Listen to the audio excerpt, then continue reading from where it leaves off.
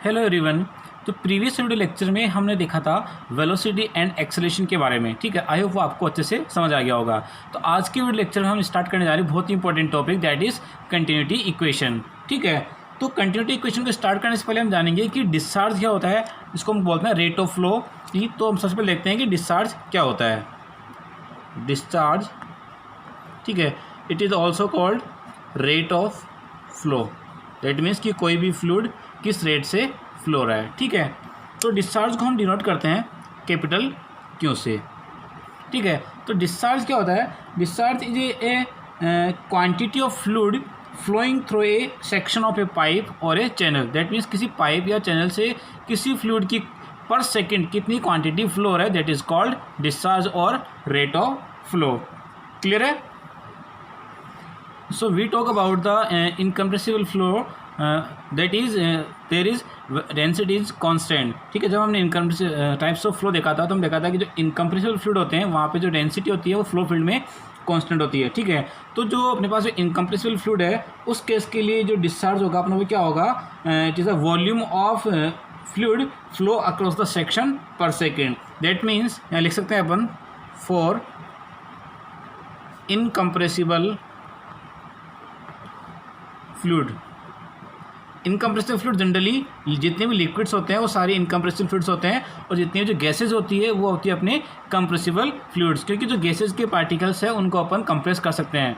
ठीक है, तो जो इनकम्प्रेसिबल फ्लूइड के लिए जो डिस्चार्ज होगा वो क्या होगा?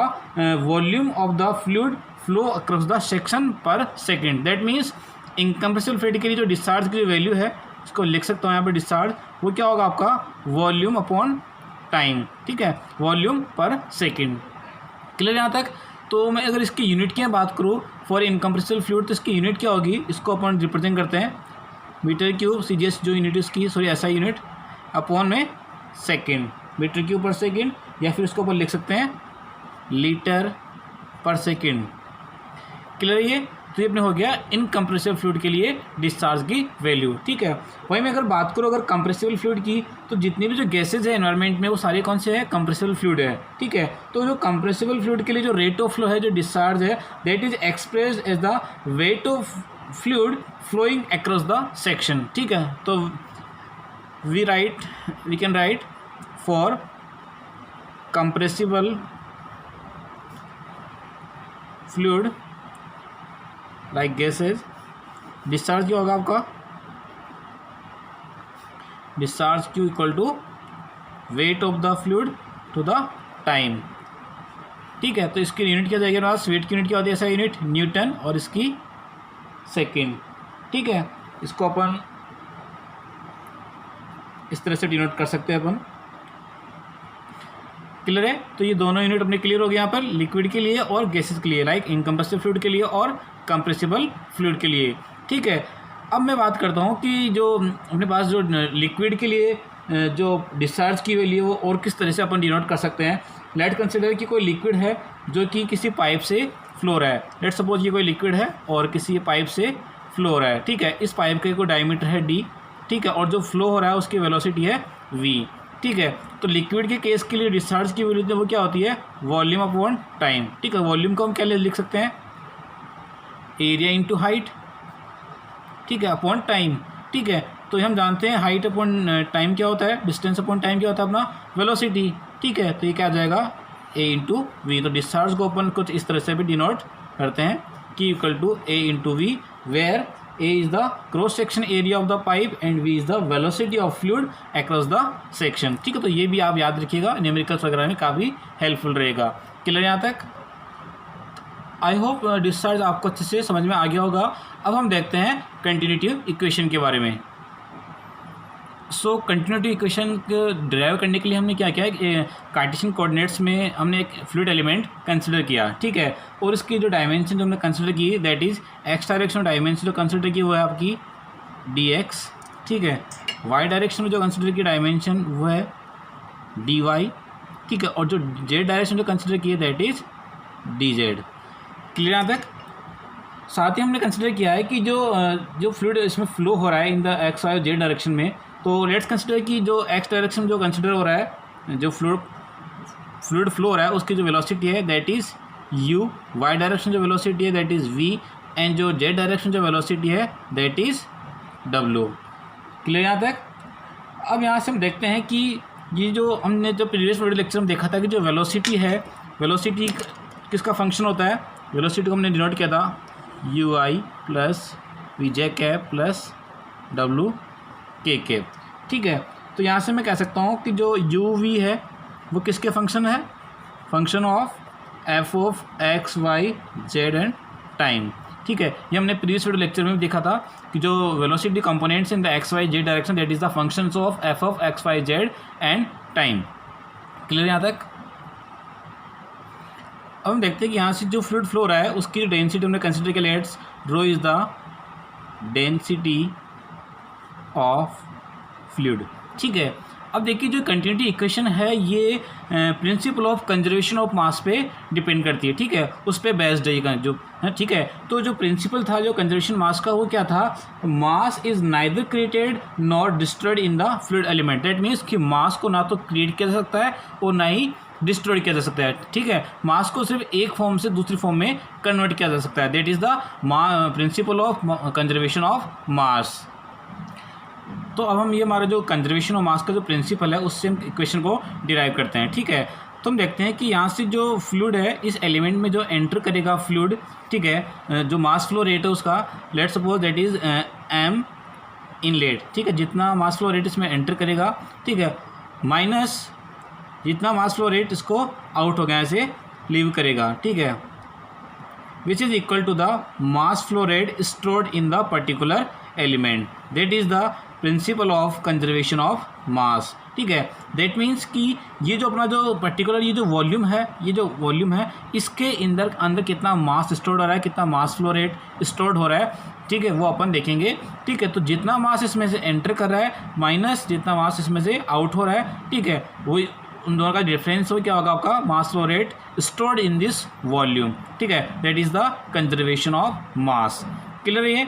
तो अब हम देखते हैं कि जो डिफरेंट जो डायरेक्शन है वहाँ से मास फ्लो रेट क्या होगा। ठीक है, लेट सपोज कि आपका जो एक्स डायरेक्शन है यहाँ पर जो मास फ्लो रेट है दैट इज़ एम एक्स। ठीक है, और जो यहाँ पर जो एंट्रिंग पे जो इसका है वो क्या होगा आपका, ठीक है, एम एंट्रिंग एक्स। ठीक है, इसका जो लीविंग होगा वहाँ पे क्या होगा, जो लीविंग है यहाँ पर हो जाएगा आपका एम एक्स प्लस क्या चेंज होगा इसमें मास फ्लो रेट के वेरिएशन में that is del m upon del x into d x. ये टर्म किस तरह से आती है मैं इसको आपको पहले भी बता चुका हूँ, ये कि इस जो अपने पास जो लेंथ है जो डायमेंशन है इसकी वजह से क्या वेरिएशन आएगा मास फ्लो रेट में वो अपना इसमें ऐड हो जाएगा।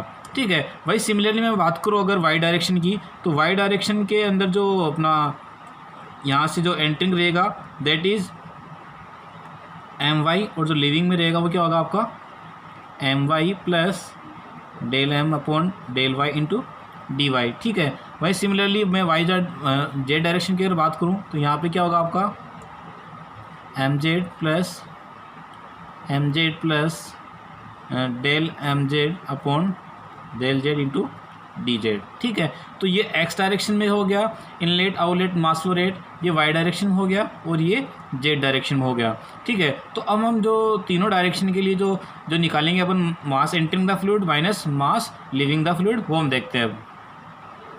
तो अब देखते हैं कि मास फ्लो रेट एक्स और जेड डायरेक्शन के लिए क्या रहेगा, तो इसको मैं लिख सकता हूँ यहाँ से अपने पास क्या इक्वेशन बनेगा यहाँ से m inlet mass flow rate outlet x direction के लिए plus similarly m inlet minus mass flow rate है आउटलेट वाई डायरेक्शन के लिए plus mass flow rate inlet mass flow rate outlet for z direction के equal to क्या हो जाएगा mass flow rate which is stored in the particular volume. ठीक है, तो अपना क्या हो जाएगा इक्वेशन नंबर 1। ठीक है, तो अब हम फाइंड करते हैं कि जो एक्स और वाई डायरेक्शन और जेड डायरेक्शन के लिए मास इनलेट माइनस मास आउटलेट की वैल्यू क्या होगी। ठीक है, तो सबसे पहले हम देखते हैं एक्स डायरेक्शन के लिए, तो मैं निकाल फाइंड करता हूँ यहाँ से एम इनलेट माइनस का m outlet mass flow rate for a x direction.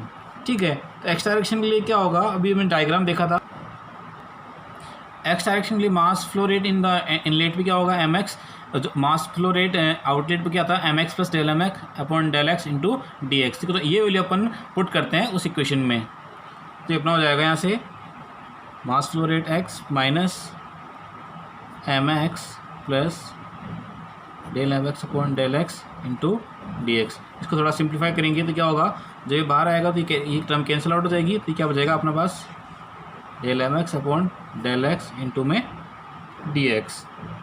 Clear है यहाँ तक? ये आपका क्या हो गया, mass flow rate inlet minus mass flow rate outlet in the X direction. ठीक है, तो अपने पास ये जो टर्म है ये एम एक्स, ये क्या आपका मास फ्लो रेट इन एक्स डायरेक्शन में। ठीक है, तो इसको हम कैसे फाइंड करते हैं, मास फ्लो रेट क्या होता है, तो उसको हम देखते हैं थोड़ा। जैसे कि आपने देखा होगा जब आपने प्रॉपर्टीज ऑफ फ्लूइड स्टडी किया था, हम जानते हैं कि मास इक्वल टू क्या होता है आपका डेंसिटी इंटू वॉल्यूम। ठीक है, डेंसिटी इंटू वॉल्यूम होता है, तो इसको मैं लिख सकता हूँ यहाँ से। अब मैं अगर मास फ्लो रेट की बात कर रहा हूँ, यानी पर टाइम पर सेकंड की बात हो रही है यहाँ पे, तो ये यहाँ पे क्या आएगा, टाइम रहेगा कहीं ना कहीं। ठीक है, इसको मैं टाइम से डिनोट कर देता हूँ। ठीक है, तो इसको मैं लिख सकता हूँ रो इंटू वॉल्यूम को लिख सकता हूँ मैं area into height that is distance upon में टाइम। ठीक है, तो यहाँ से क्या होगा, रो ए का एरिया हो गया अपना, और ये जो डिस्टेंस अपॉन टाइम इसको मैं क्या डिनोट कर सकता हूँ, वेलोसिटी। ठीक है, तो मास फ्लो रेट का एक अपने को एक फॉर्मूला यहाँ से मिल गया, that is equal to the density of the fluid into the cross section area of the fluid and v is the velocity of the fluid in that direction. ठीक है, क्लियर यहाँ से? तो अपने पास आपको क्लियर हो गया होगा कि मास फ्लो रेट को अपन इस तरह से भी डिनोट कर सकते हैं। ठीक है, तो यहाँ पर जो अपने पास जो इक्वेशन है इसके लिए जो वैल्यू होगी वो क्या होगी, इसको हम पुट करते हैं यहाँ से। इसके लिए जो मास फ्लो रेट की वैल्यू क्या होगी, डेल अपॉन डेल एक्स, इसकी वैल्यू क्या जाएगी यहाँ से, इसको मैं लिख सकता हूँ यहाँ से रो इंटू ए। अब एरिया की यहाँ पर बात हो रही है, तो एरिया कौन सा ले रहे हैं अपन, क्रॉस सेक्शन एरिया ले रहे हैं फॉर ए पर्टिकुलर डायरेक्शन के लिए। तो एक्स डायरेक्शन के लिए क्रॉस सेक्शन एरिया क्या होगा अपना, क्रॉस सेक्शन एरिया होगा अपना ये वाला एरिया, तो ये कौन सा है, d z into d y, ये आपका एक्स डायरेक्शन लिए क्या होगा, क्रॉस सेक्शन एरिया। क्लियर है? तो पुट करते हैं वैल्यू यहाँ से, तो आपको क्या जाएगा d y into d z into x direction के लिए जो हमारे पास वेलोसिटी दो क्या थी, दैट इज़ यू इंटू में डी एक्स। ठीक है, तो इसको और सिंप्लीफाई कर लेते हैं अपन, तो आपको क्या बन जाएगा, माइनस का del upon del x rho u d x D Y and D z. ठीक है, अब देखिए यहाँ से इस इक्वेशन से अपने क्लियर हो रहा है d x D y d Z ये तीनों क्या है, एक्स वाई और जेड डायरेक्शन की डायमेंशंस है। तो इसको मैं लिख सकता हूँ ये किसको रिप्रेजेंट कर रहे हैं, that is the volume of the fluid element. तो we can write D V that is the volume, इसको मैं लिख सकता हूँ D x D Y and D Z, ये आपका क्या हो जाएगा, volume of the fluid element जो मैंने कंसिडर किया है। ठीक है, तो मेरे पास जो वैल्यू है m in mass flow rate in outlet and mass flow rate inlet minus outlet, इसको लिख सकता हूँ मैं माइनस का del upon del x rho you into में डी वी, ये आपका क्या है, वॉल्यूम हो गया और पर्टिकुलर एलिमेंट के लिए। क्लियर यहाँ तक? इसको इक्वेशन नंबर 2 पर डिनोट करते हैं। ठीक है, अब मैं वही बात करूँ कि सिमिलरली वाई डायरेक्शन के लिए और जेड डायरेक्शन के लिए, तो यहाँ से लिख सकता हूँ मैं similarly for y direction and z direction. ठीक है, तो वाई डायरेक्शन के लिए जो वैल्यू होगी mass flow rate inlet mass flow rate outlet for a y direction, तो वाई डायरेक्शन के लिए सेम वही रहेगा, इसको लिख सकता हूँ मैं del upon del Y rho y direction की जो वेलोसिटी होगी वो क्या होगी, v into D v, equation number 3। ठीक है, वही मैं अगर जेड डायरेक्शन की बात करूँ तो जेड डायरेक्शन की जो वैल्यू होगी वो क्या होगी, माइनस का del upon del z rho into z direction की जो वेलोसिटी होगी आपकी डब्लू into D v, equation number 4। I hope आपको यहाँ तक अच्छे से क्लियर हो गया होगा कि हमने जो तीनों डायरेक्शन थी एक्स वाई और जेड, तीनों डायरेक्शन के लिए हमने जो मास फ्लो रेट जो था इनलेट माइनस आउटलेट वो हमने फाइंड कर लिया है। ठीक है, तो अपने पास तीनों वैल्यू आ गई है। क्लियर यहाँ तक? तो अब हम देखते हैं कि हमारे पास ये जो इक्वेशन नंबर में जो वैल्यूज़ है ये तीनों वैल्यू हमने फाइंड कर लिए। ठीक है, तो अब हम देखते हैं मास फ्लो रेट स्टोर्ड जो कि पर्टिकुलर वॉल्यूम में स्टोर्ड हुई है और किस रेट से हुई है वो हम देखते हैं, एम एस टी की वैल्यू हम फाइंड करते हैं। ठीक है, तो ये जो एम डॉट एस टी है that is the mass stored, ठीक है, इन द पर्टिकुलर वॉल्यूम। ठीक है, तो अपना जो वॉल्यूम हमने कंसिडर किया था जिसका डायमेंशन था d x D y d z, ठीक है, तो उस पर्टिकुलर वॉल्यूम में कितना मास स्टोर्ड हो रहा है और वो किस रेट से स्टोर्ड हो रहा है that is called m dot stored. ठीक है, तो इसकी वैल्यू क्या जाएगी अपने पास में del m dot stored upon del t. ठीक है, ये क्या हो जाएगा इसका मास फ्लो रेट। ठीक है, तो इसको अपन लिख सकते हैं यहाँ से, या मास की वैल्यू क्या होती है, डेंसिटी इंटू वॉल्यूम। ठीक है, तो इसको मैं लिख सकता हूँ डेल रो इंटू वॉल्यूम क्या हो जाएगी, वॉल्यूम वही same d v equal to upon में डेल टी। ठीक है, तो अपन यहाँ से क्या मिल गया अपने पास में, जो स्टोर्ड जो मास था उसकी वैल्यू में मिल चुकी है। क्लियर यहाँ से, तो अपने पास चारों वैल्यू आ गई है। तो अब हम इसको पुट करते हैं, इसको इक्वेशन नंबर 1 देते हैं। तो जो इक्वेशन नंबर अपने पास जो था 2, 3, 4 एंड 5, ठीक है, ये तीनों वैल्यू हम पुट करते हैं यहाँ पर। जो इक्वेशन नंबर 1 था उसमें पुट करते हैं और आगे देखते हैं। तो इस इक्वेशन में हम चारों वैल्यू पुट करते हैं तो हमें क्या मिलता है यहाँ से, इसकी वैल्यू होगी माइनस का del upon del x rho you into D V plus minus का del upon del Y rho V into D V plus sorry minus है minus del rho W upon del Z into में D we. Clear यहाँ तक, into में equal to क्या हो जाएगा, इसकी वैल्यू जो कि अपने पास स्टोर्ड की value del rho upon del t into में डी वी। क्लियर यहाँ से, तो तीनों में से यहाँ से जो माइनस है, ठीक है माइनस है, तीनों में से डी वी है वो कॉमन है, तो वो आपकी क्या हो जाएगा, कैंसिल आउट हो जाएगा। तो यहाँ से हम लिख सकते हैं यहाँ से डेल अपॉन, ये आपका कैंसिल आउट हो गया। ठीक है, तो we can write del upon del x into rho u minus बाहर लिखते हैं plus del rho v upon del y plus del rho W upon del z equal to del rho upon में del t. ठीक है, minus तो जाएगा तो minus होगा और उसको अपन इस साइड लाएंगे तो वो क्या हो जाएगा, प्लस हो जाएगा। तो इसको मैं लिख सकता हूँ यहाँ से del upon del x rho u plus del upon del Y rho v plus del upon del z rho डब्लू। ठीक है, ये माइनस हो जाएगा और ये वापस इस साइड आएगा तो क्या हो जाएगा, प्लस हो जाएगा। ठीक है, इसको लिखता हूँ मैं del rho upon del t equal to 0। ठीक है, तो ये अपने पास क्या आ गया यहाँ से, ये जो है ये कंटिन्यूटी इक्वेशन की क्या है, एक जनरल इक्वेशन है फॉर ए 3 डायमेंशनल फ्लो के लिए। ठीक है, तो we can write here this is the 3D general continuity equation. ठीक है, ये क्या हो गया आपका 3D जनरल कंटिन्यूटी इक्वेशन। ठीक है, काफ़ी रिमेंबर टर्म है, इसको याद रखिएगा। क्लियर यहाँ तक, तो यहाँ से हमने कंटिन्यूटी इक्वेशन की जो जनरल इक्वेशन है वो हमने ड्राइव कर लिया। अब यहाँ से हम कुछ स्पेशल केसेस देखते हैं, वो फर्स्ट अपन देखते हैं। फर्स्ट केस आपका फॉर ए स्टडी फ्लो। अगर आपने हमारे जो प्रीवियस लेक्चर नहीं देखे हैं टाइप्स ऑफ फ्लो की, वो आप देख लीजिएगा, वहाँ से आपके क्लियर हो जाएगा कि स्टडी फ्लो क्या है, अनस्टडी फ्लो क्या है। ठीक है, तो यहाँ पर देखते हैं फर्स्ट केस जो अपना है for steady flow. For steady flow के लिए क्या इक्वेशन होगी, अपने जो जनरल इक्वेशन है कंटिन्यूटी की, वो क्या होगी।